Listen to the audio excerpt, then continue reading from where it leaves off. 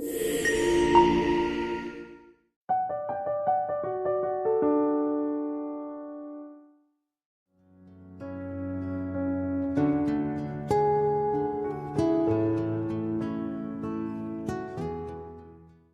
and blessings, everyone. It's me, Dr. Sabrina, and welcome back to Soul Speak Conversations for Your Healing Journey, where so many of you have trusted us with your questions, and I have done my best to answer them on my own.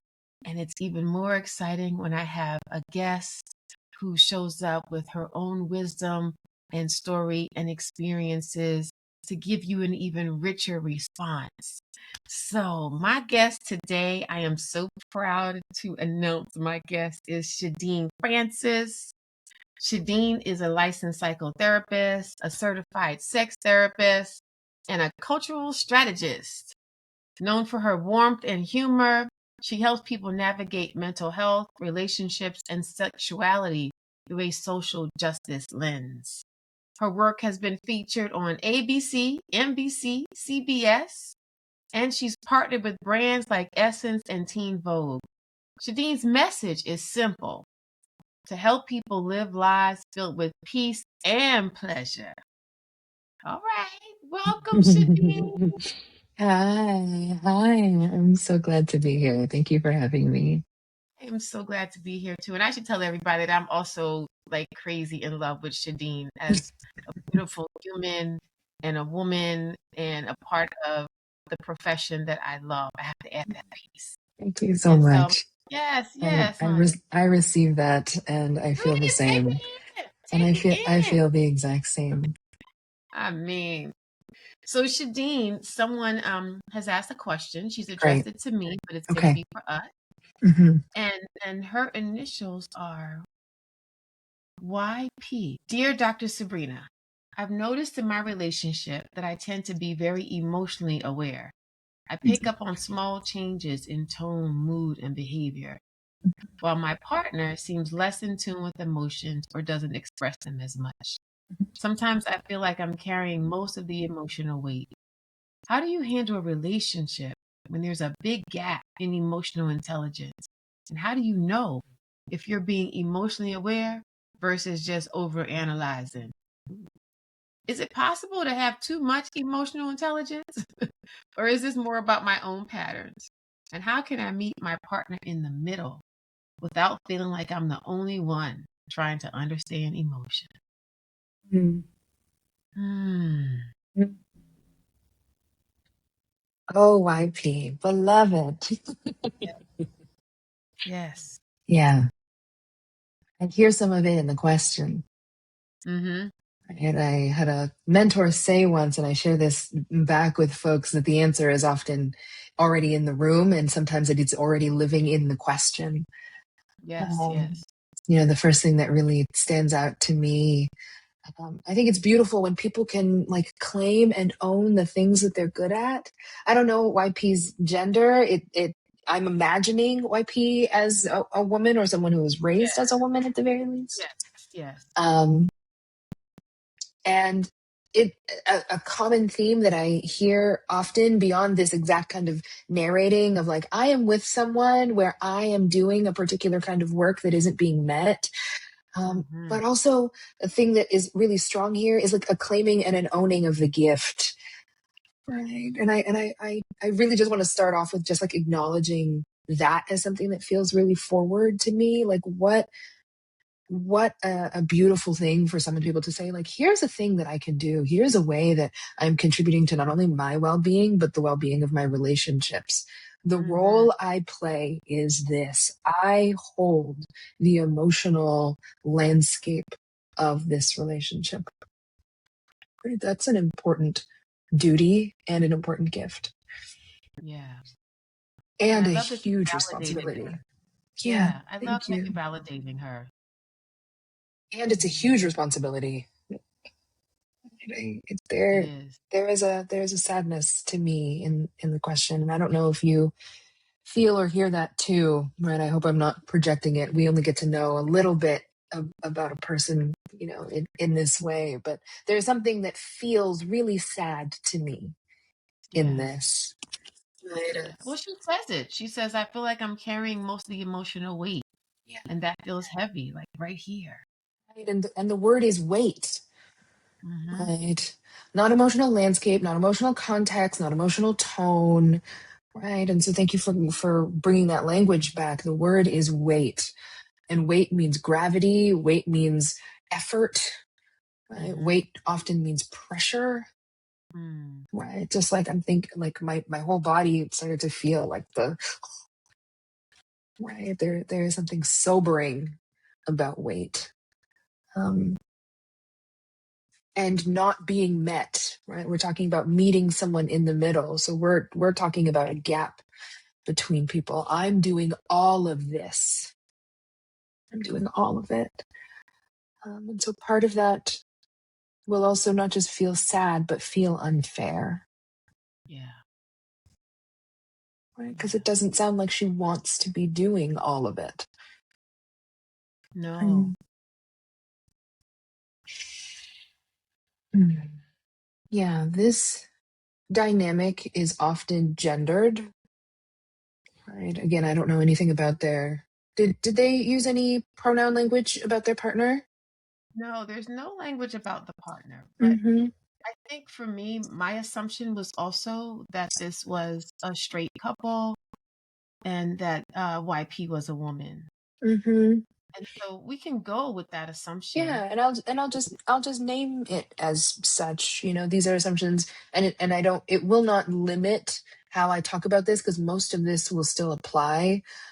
I just also feel compelled to acknowledge that if this is gendered, there is a gendered pattern around this, There is. right? That like you would be in good company, unfortunate company, and good company.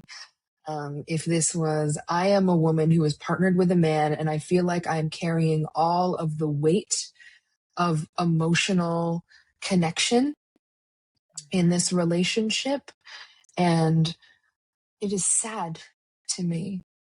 Mm-hmm. I had maybe not just an expectation, but a wish that I would be met in this way, and I am not. I think it's probably both an expectation and a wish, Yeah. and both unspoken. Yes. And for the parts that are being spoken, I don't know if this is YP to YP or between them or in their circle, but now it has turned this desire, this expectation, this wish. There's part of it that is also sublimating, right? Turning back on itself. I don't just get to want what I want. Now I'm critiquing whether or not I'm right to want this. Am I just overanalyzing? Mm. Mm. And there is a unique grief to that too, Yeah. right? Of now doubting whether or not you get to want this thing that matters to you. Yeah. I'm really glad you said that because Mm, it's almost like, do I have the right to even ask for it? Do I have the right to even ask this question? mhm, I know we both work with couples, and I see a lot of women in particular. Um, and certain people send these questions in. I'm thinking about the person. I'm also thinking about like the majority that would answer it, or that the feelings would resonate with them. And I mhm. see this a lot. Yes. And my assumption that I made about YP is that she's been quiet for a long time Mhm, and has just finally decided, oh, this is too much for me to carry. mm. I need some help. Yeah, I would totally believe that. Mm-hmm.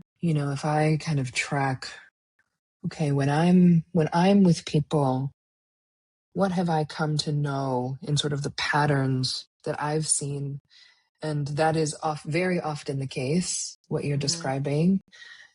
And what is also very often true is that there have been pursuits, attempts, in the form Mhm. of like bids, little invitations, maneuverings, but they are often strategic, that Yeah. I don't want to disrupt, I don't want to pressure. Even if I ask, I'm doing it in such a way that like I'm trying to be like gracious and amenable and welcoming and not off-putting. And I also, if I were in conversation with YP, I'd want to know, like, do you worry about being too much? Or Mm. do you also worry about, being wrong for what you're asking? Are you allowed to ask for this? And how clearly can you say, I want this from you? And what do you think would happen if you did, or what has happened when you have, either with Mm. this partner or a previous partner or with your parents? Like, what happens when you say, I want more? I love what you just said. That question, am I being too much? Yes. So many women, that come to me for support, the common theme is that they end up titrating themselves because they have been told by everyone that they're too much. Mhm. And what even does that mean? Too much for what? Too much for whom? I think that a lot of relationships are weighing themselves against some arbitrary and not exactly imaginary, but like external, like presentation of like what this is supposed to be and what this is supposed to look like. And that makes all of the sense to me, right? We like want to do a good job. We want to do this well. We want to connect meaningfully. And because in my mind, this is a bias that I hold, because so many of us get divorced from like the inner workings of other people's lives, right? We don't have Ooh, the what do you same mean? like, right? We don't have the same like relational networks. I'm a Caribbean person. Mm-hmm. And so we dance and we sing and we get in people's business. you know, we eat good food and we come together and you just like know what's going on in other people's lives. And yes, from the outside it can look like, gossiping. And I love a good tale. I don't tell them very often, but I love to hear one. Right. Therapist, doomed to be a therapist.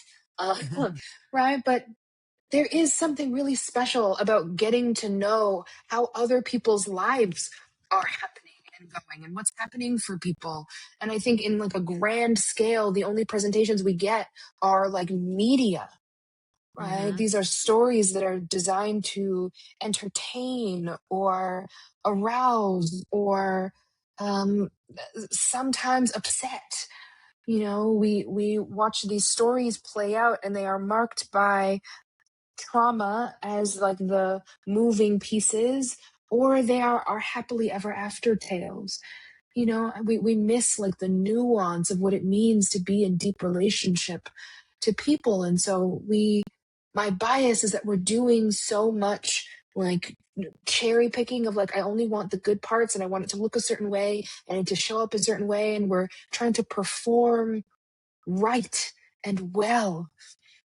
And the burden of that for everyone is so, so great. We're trying to perform gender correctly, and we're trying to perform productivity correctly, and we're trying to perform goodness correctly, and we're trying to perform ability correctly and race correctly, and all of these things that we're carrying. And anytime you're pushing against the confines or the limits, there is a sense for people that like, I'm breaking the rules, Mm-hmm.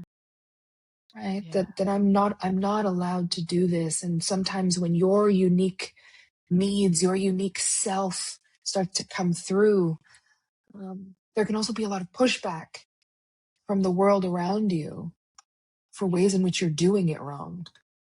Yes. And the partner. Yes. Like, where's this Yes. coming from? Even though you've been saying it for 1,000 years, but Hmm. where is this coming from? Hmm. The other piece that I noticed with the people that I see is, well, like you said, no one really talks about the road of relationship Hmm. and the I fact like that that phrasing. it's a path. And I think of it as a spiritual path, but also Mm-hmm. the person you are when you get married, and say you're 29 years old, 30 years old when you get married, you are not the same woman at 30 as you are at 40 or 50 or 60. Like I tell my clients all the time, that was like 7 people ago. I'm a different girl now. You're a different girl now. Your hair is different. Your body is different. Mm-hmm. You're a new creation. And on the outer, Yes. it's visible, right? The Yes. the things that may have been attractive before have changed. Now you have a new level Mm-hmm. of attraction. And so I think a lot of people in relationship and our culture in general doesn't say you're going to change. Mm-hmm. You're going Yeah, to we work. miss that. Yeah, we don't talk about that. You're going to change. This person you're with is going to change. And any resistance to change is going to cause a rupture that YP is talking about right now. Yeah. Yeah. My work is all about feelings. Mm-hmm. Um, that is the landscape that I choose to that is the language that I choose to translate all of this through, right? Mm-hmm. Our emotional relationship to self, right? To the planet, to Mother Earth, to each other, to spirit. Sometimes when people see sex and sex therapy in my title, they're like, "Ooh, I don't know, I don't But that's know." hilarious because who has not had sex? Like what? Right, but do we want to talk about it with a stranger? Yeah. Right. The Yeah. the the reason that I intentionally wound my path through sex is because there are so many ways in which we are disembodied in this life. Mm-hmm. And this is a time at which we are being asked to tune in to our body and to other people's body and negotiate power and negotiate agency in pursuit of shared pleasure. Mm. And it's a transferable skill, right? So to me, right now, part of what we're talking about is desire work. And that's Mm. not exactly about any kind of like concrete sexual or sensual pleasure. It's what is my relationship to embodied wanting? That is how I define desire. Desire as embodied wanting, the wants that I can feel in this place that I live and carry with me, this yearning, this need that starts to reshape my nervous system. It changes what I look like, it filters how I see the world. It is an invitation and a set of boundaries. And even as we grow and change and evolve, some of the wanting is also probably very, very familiar. Oh my goodness. You just nailed it. You just nailed it Mhm. for all the YPs. It is desire. And it doesn't have as much to do with actual the actual act of sex, right? It has to do with what is my heart longing for? And that's what we're hearing in her, right? I am longing for a deeper, more meaningful relationship with this person and myself. Right? And it's the kind of wanting that we can feel. So it's not what I'm supposed to want or what I should want or what I think I want. It's the want that even though I'm trying to swallow it, I'm trying to push it down, it is salivating in my mouth. Every time I see the possibility for it, there's a part of me that like wants to lean in, even if it's hard for me to actually grasp or even hard for me to receive, because that is often a thing also. It is hard for us to get what we want, even when we want it so, so badly. It's hard for us to ask for it because to be told no is wounding Yeah. in a place that is often familiar, right? But Mm-hmm. but we cannot release it, right? This is in us, whatever the it is. And for YP, it is about a particular kind of emotional connection. And the reason that I'm saying all of this about the desire piece is not to move us from the concrete exactly to the conceptual and then just stay there. I'm hoping to reorient. If I was in the room with YP, I would be wanting us to reorient away from the language that we choose that keeps us from the point, right? Mm. To me, this is not an emotional intelligence question. Yes. I actually don't need to know how smart you are, Right. even though I believe that you are. I actually Mm. don't need to know how smart your partner is, Right. right? Because here's, maybe I'll take a quick sort of detour and talk about, I'm going to use he, him pronouns, him for a moment. Mm-hmm. When I'm working with folks and we don't have favorite children. And also, when I'm working with men, there is something so powerful about the work that I get to do Yes. with men in particular. Men, at this particular cultural context in my work, at least the men who choose to work with me, are just such champions for the kind of world that we're all trying to be in. You Mm-hmm. know, they are the best example of what is often a painful statement when people say not all men. They are the best example of what it can Yeah. actually mean in a positive They way, are. not all men. And it just keeps feeling like more and more and more and more and more and more and more men are showing up, and they are so hungry for the kinds of connection that other people are like, we need men here. And they're like, we want to be there. But they're like, I Mm-hmm. have no idea how to get from where I'm at with the tools that I've got, with the permissions that I've been given, and get in. I am trying my absolute darndest and I'm failing over and over and over and over and over again in ways that sometimes I can't even recognize, but ways I often feel so profoundly. And I'm carrying so much guilt and shame and loneliness because of it. Mm-hmm. Right? Those are often the men that I am not just seeing in the office, but just like meeting in the world around. A lot of the times, men are actually very emotionally intelligent by whatever standards we are judging it on. And what they are often missing are nuances about how that shows up in practice, right? So he might know a lot about his feelings or know a lot about your feelings, right? And what is missed, right, can be about emotional expression, how I communicate what I feel, when or where I communicate what I feel. A lot of men only get to feel things when they are touching you That's true. or touching themselves. That's the permission, right? And Mm-hmm. look at how early we stop touching, right? We stop, right? Because it gets rooted through all of these other systems of violence and harm and lack of consent. And so we stop being in contact with boys, right? Mm. In ways that are honoring and loving of them. And then for a lot of them, the only way they know how to express and feel held and seen and shared with and attuned, because at the same time we stop being in physical touch with them, we also stop being in emotional touch Yes. with them. So a That's lot true. of the times, emotional expression is when we are touching, which doesn't meet the needs of many, many people and often does not meet their own needs. Yeah. Right? We pursue and pursue, and they don't necessarily always know how to initiate or how to share or what language to use or how to participate in the conversation. They're tracking for the problem so that they can fix it. Right? Rather than being present and attuned and just being like, oh wow, babe, that sounds really hard. So if you were working with YP and her partner, Hmm. I heard you say that you would, well, you tell me, how would you guide them back to Yeah. the space between them? Yeah, well, for YP, I would want YP to ask the real question. Mm. There is these are all true questions.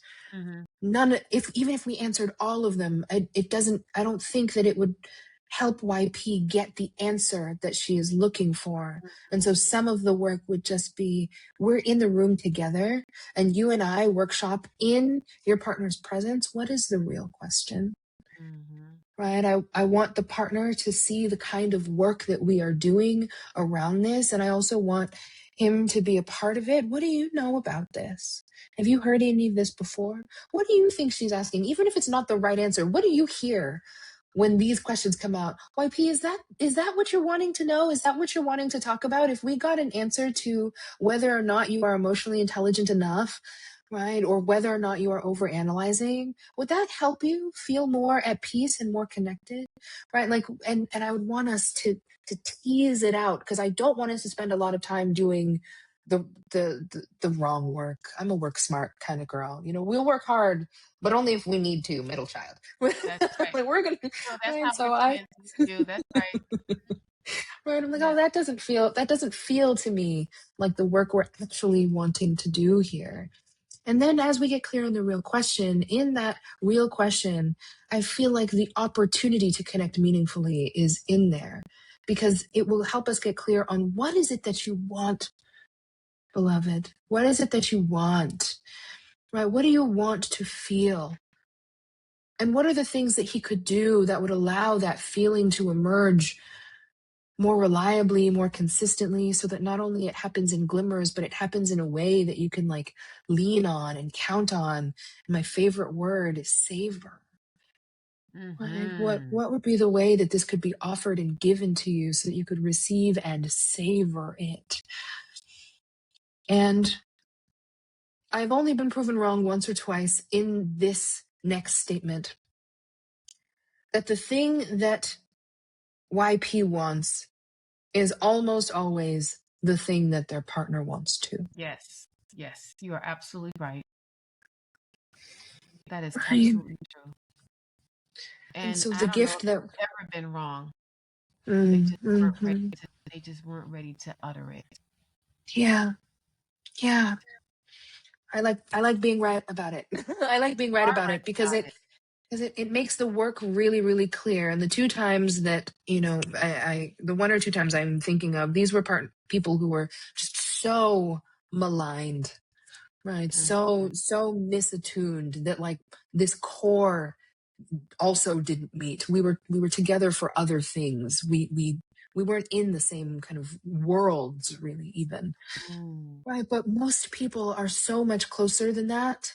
Even if we are struggling to get along, although it doesn't sound like that is true here, it sounds like there is more that Yeah. YP wants. And I would love for there to be more for both of them. And it becomes about the how, when we are clear about the what and the where and the when. I don't even tend to care a ton about the why. People often want to do the why, and that often feels like a side quest to Mm-hmm. me. People want things. You get to want what you want. And sure, we could track the historical legacies of that, and but we're often using that for like justification. And I would love for desire to not need that. Right? That can we embody the wanting without needing evidence, proof, justification of why we deserve it? You can just have what you want without Yes. needing to need it. Although often we need it. And Right? to Often just we be need able it. to say that. I And then want maybe you this. can dig into the why later or how it Sure. happened. But in that moment, to Yeah. just be able to say what you want. I want this from you. And the simplest sort of broad catch that I will offer as a way that we can talk about this wanting, right, is I want to connect with you without disconnecting from me. There it is, right there. That is it. And sometimes when we are talking about things like emotional intelligence, the gift, the skill, um, we are actually disconnected from self. Sometimes we are talking about emotional intelligence, about I am really good at knowing other people's feelings. I am really good at sensing other people's feelings. I am really good at attending to other people's feelings. Right? There was in the question, right? There was the opening was about I'm really attuned, right? I Mm-hmm. can you sort of sense and track like micro expressions in other people. I'm really self-aware, but the description that came through was about being aware of others. Yeah. Right? And what I don't want is for the gift to only be used for survival, right? That sometimes that gift is being used for vigilance. Very often. that's what it's used for. And it sounds like YP is like, I need a little dot. I need to be heard and understood. Yes. Yes. Lay down this load. Yeah. Right. That what if this gap is not a difference in emotional intelligence? What if this gap is a difference in emotional labor? Yes. And self-awareness. Mhm. Maybe. Yeah. But Yeah. where does she get to sit? Where does Mm-hmm. she get to sit in all of this? Right? Is this, I am doing all of this because I am curious about you and want to know you deeply, full stop? Or is this is how I have learned to get my needs met in the world? It's by getting really good at other people's feelings. If they're happy, then maybe they will also have availability to support me in my happiness. Mm-hmm. And again, we get trained differently around this, raised differently around this, oriented differently around this. There are gendered lines around this. There are racial lines around this. There are ability lines around this. Right? Absolutely. And class lines around it too. Absolutely. Yep. Absolutely class lines around this. Who Yeah. gets to want? How much can I want? What can I want? Who can I want it from? Whose responsibility is it? And do I have to earn it first? There you go. Oh, Shadeen. Mm. We need part 2, 3, 4, 5, and 6 of this conversation for this sister YP. Yeah, But on yeah. behalf of all the YPs that are listening to us in the present moment and in the future, I just want to thank you for showing up with your beautiful poetic responses that Mm. come from right here instead of all from over here. Like I can feel your heart reaching out to this other woman's heart. And I felt an exchange between the two that I'm sure our audience is going to feel as well. And I know we have to pause. I know you have so many more hearts to sit with today. And so if you just have a couple of last words for YP. Yes. Mm. First of all, thank you for your question. Right. Even in asking it, is the thing that I'm inviting you to do more of, right? You're saying, please help me. There is Mm, something that I want and I need help. And if it has not happened already, I would love for you to invite your partner into that really clearly and really concretely. I'm willing to bet that this is a person who loves you and yeah. wants well for you, even if has not yet been able to do the thing that you are asking for. Can the Mm, two of you grow together into being able to show up for each other in the ways that you are needing now? Right. And mm, so it will need to be specific and tangible.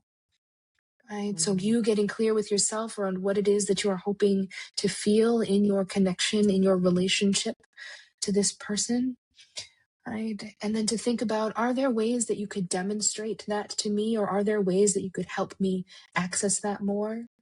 Right. Is that follow-up questions? Is that not fixing when you name an emotion? Is it his own expression of what he is feeling in moments so that you have a peek inside his world and without having to do so much pursuit?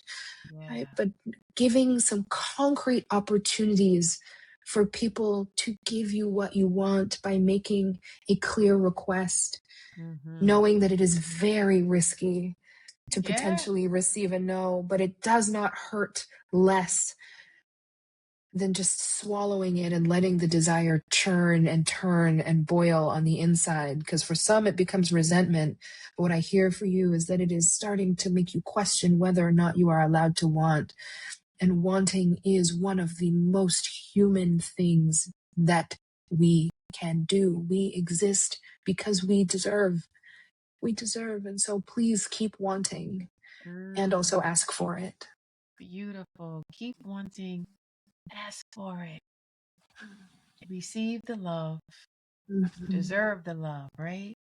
Yes. Yes. So thank you, my beloved Thank you. little baby sister friend, Shadeen. Mhm. I appreciate you. I'm so grateful that you were here. And I want you to come back when the I would time love is to come right. back. Yes, Yes. when the time is right. And I just want to thank you. Thank you all. Thank you all the YPs. Keep bringing your questions, the questions of your heart. And we thank you for your trust. Peace and blessing.